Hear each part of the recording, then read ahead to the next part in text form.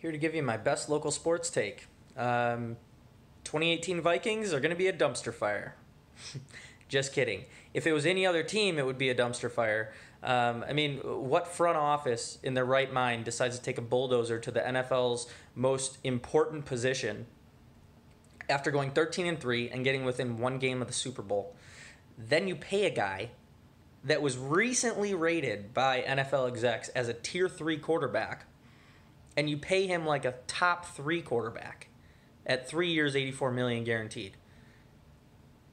And you let the offensive coordinator that, again, got them to 13-3 and within one game of the Super Bowl, and you let him walk.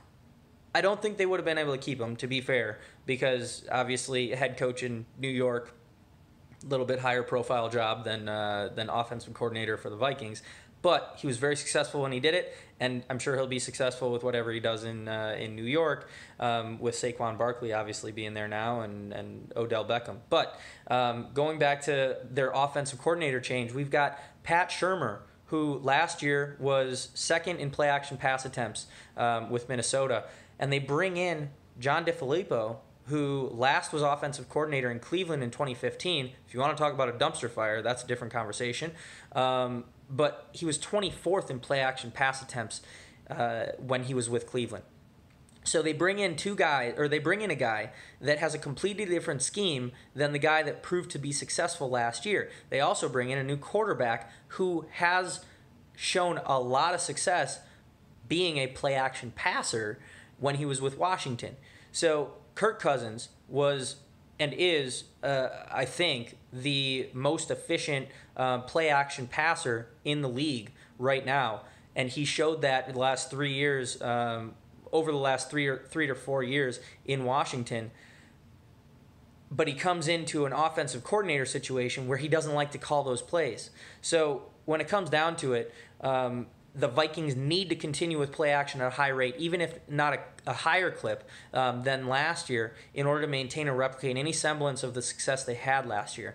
And that means that John DeFilippo will have to change his normal scheme in order to accommodate a passer that has shown a lot of success with play action in the past.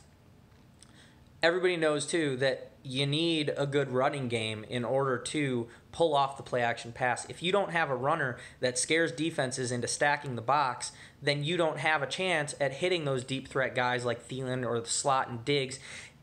Instead, they're going to be double covered, or your play is going to fall apart. But they have Dalvin Cook now, and Dalvin Cook has shown, from all accounts, in training camp, even though it's early, I get that, we haven't even hit preseason yet, but he's shown that he's bigger, he's faster, he's stronger than he was last year, and we're only 10 months out from his knee basically blowing up on the playing field in Week 4 of last year. So you've got all the weapons that you need in order to make this offense successful under a play-action system.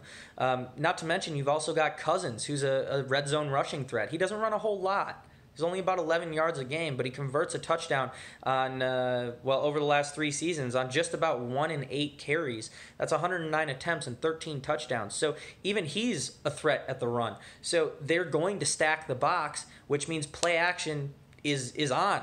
Let's do it. I think that's my hot take. That's my local sports take.